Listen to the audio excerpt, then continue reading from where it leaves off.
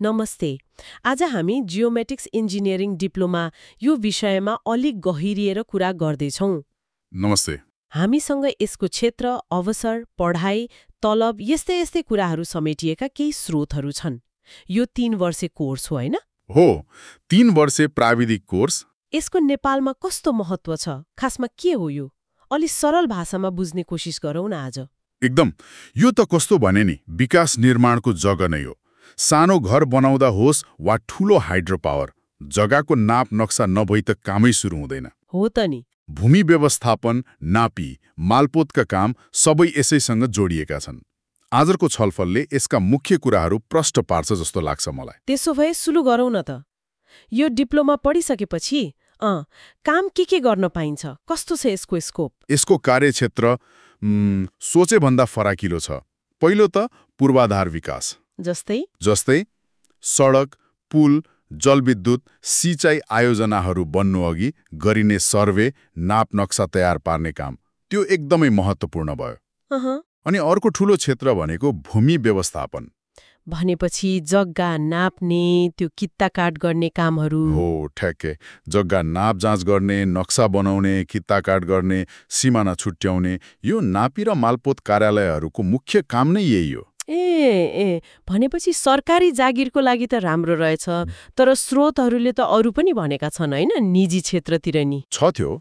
सरकारी मात्र होइन, नयाँ सहरहरू बन्दैछन्, तिनको योजना बनाउन, नक्सा बनाउन, घर बनाउने नियमहरू लागू गराउन पनि जियोमेट्रिक्स चाहिन्छ। सहरी योजनामा पनि हो। अनि वातावरणतिर पनि, जस्तै वन, नदी, खानीहरूको नक्साङ्कन गर्न, प्राकृतिक स्रोतको अवस्था के छ भनेर हेर्न पनि यो चाहिन्छ। अनि प्रविधि, आजकाल त जीआईएस, ड्रोन भन्छन् नि। हो, त्यो त झन् महत्त्वपूर्ण हुँदै गएको छ। जीआईएस, रिमोट सेन्सिङ अनि ड्रोन प्रविधिले त यसको क्षेत्र झनै बढाएको छ। काम गर्ने तरिका नै फरक हुँदैछ।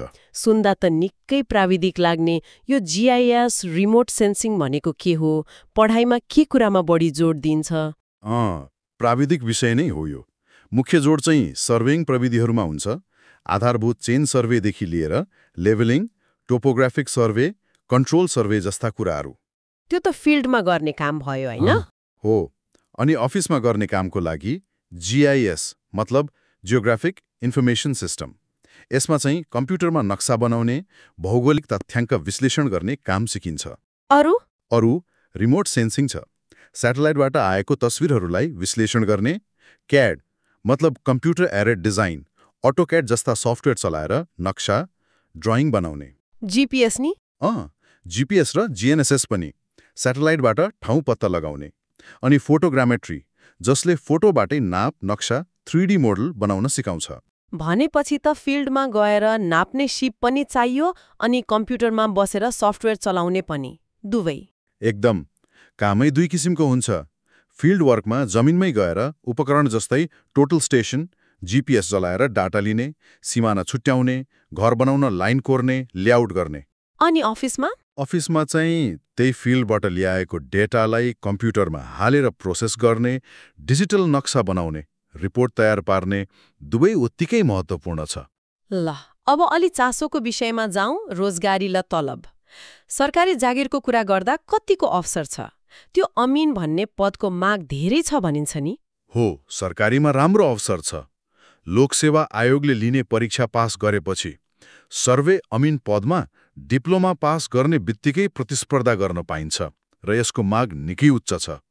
अनुभव बढ्दै गएपछि सर्वेयर, नापी निरीक्षक जस्ता माथिल्लो पदमा पनि जान सकिन्छ। सरकारीमा फाइदा के त? फाइदा भनेको जागिरको सुरक्षा भयो होइन, नियमित तलब भत्ता, सुरुवाती अमिनको तलब पनि मासिक रु 28,000 देखि 35,000 सम्म हुन्छ।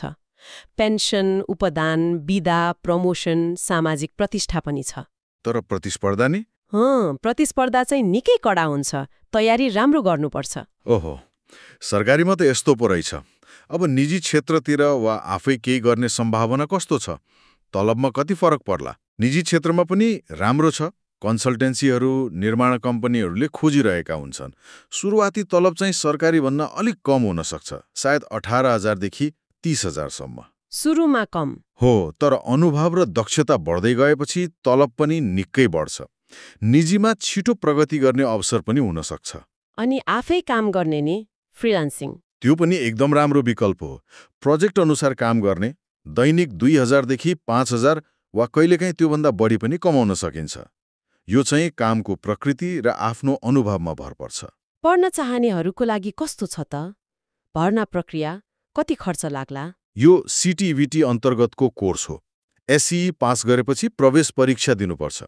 अङ्ग्रेजी, विज्ञान, गणित विषयमा। कति ग्रेड चाहिन्छ एसईमा? कम्तीमा सी ग्रेड ल्याएको हुनुपर्छ। अनि शुल्कको कुरा गर्दा सरकारी र निजीमा धेरै फरक छ। कति जति? सरकारी वा सिटिभिटीका आङ्गिक कलेजमा पढ्दा सस्तो पर्छ, सायद 3 वर्षको जम्मा 50 देखि 70 हजार होला। तर निजीमा पढ्दा 2 लाखदेखि 4 लाख वा त्योभन्दा बढी पनि लाग्न सक्छ। ए, धेरै फरक रहेछ। कुन कलेज राम्रो भनेर कसरी थाहा पाउने? सिटिभिटीको वेबसाइटमा सम्बन्धन प्राप्त कलेजहरूको सूची हुन्छ, त्यहाँ हेर्न सकिन्छ। अनि यो डिप्लोमा र ब्याचलर तहको जियोमेट्रिक्स इन्जिनियरिङमा खास के फरक छ? कोही डिप्लोमा पछि अझै पढ्न चाह्यो भने? डिप्लोमा भनेको 3 वर्षको प्राविधिक सहायक तह हो। यसमा प्रयोगात्मक र फिल्डको काममा बढी जोड हुन्छ। एसई पछि नै पढ्न पाइयो। ब्याचलर चाहिँ? ब्याचलर 4 वर्षको इन्जिनियर तह भयो। यो +2 साइन्स वा डिप्लोमा पछि पढ्ने हो। यसमा सिद्धान्त, डिजाइन, व्यवस्थापन जस्ता कुरा बढी हुन्छन्। डिप्लोमा सकेर ब्याचलर गर्न मिल्छ? मिल्छ नि। राम्रो कुरा के छ भने डिप्लोमा सकेपछि सिधै ब्याचलरको दोस्रो वर्षमा भर्ना हुन पाइन्छ। त्यसलाई ल्याटरल एन्ट्री भन्छन्। इन्जिनियर बन्ने बाटो खुल्ला छ। ल, यो त निकै राम्रो जानकारी भयो। अब यत्रो कुरा गर्यौं, यसको निचोड के हो त? यो डिप्लोमाको खास महत्त्व के देख्नुहुन्छ? निचोडमा भन्दा जियोमेट्रिक्स इन्जिनियरिङ डिप्लोमा एउटा एकदमै सिपमूलक र छिट्टै रोजगारी दिलाउने प्राविधिक शिक्षा हो। सरकारी, निजी अनि आफै काम गर्ने तिनैतिर बाटो खुल्ला छ। कमाई पनि ठिकै? सुरुवाती कमाई पनि नराम्रो छैन। अनि अझ पढ्छु, इन्जिनियर बन्छु भन्दा पनि पाइयो। यो साँच्चै देश बनाउन चाहिने आधारभूत क्षेत्र हो के? एकदमै, साँच्चै विचार गर्नुपर्ने कुरा। अब अन्त्यमा एउटा कुरा सोध्न मन लाग्यो। भन्नुस् न। जसरी नेपालमा विकास निर्माणको काम बढिरहेको छ, प्रविधि पनि कति छिटो परिवर्तन भइरहेको छ, होइन? अबको 10-15 वर्षमा जियोमेट्रिक्स प्राविधिकहरूको भूमिका कस्तो होला? उनीहरूलाई कस्तो नयाँ सिप चाहिन सक्ला? यो सोच्नुपर्ने कुरा हो जस्तो लाग्छ। हो, एकदमै सान्दर्भिक प्रश्न। प्रविधिले पक्कै पनि ठूलो परिवर्तन ल्याउँछ। जीआईएस, ड्रोन, आर्टिफिशियल इन्टेलिजेन्सको प्रयोग बढ्दै जाला।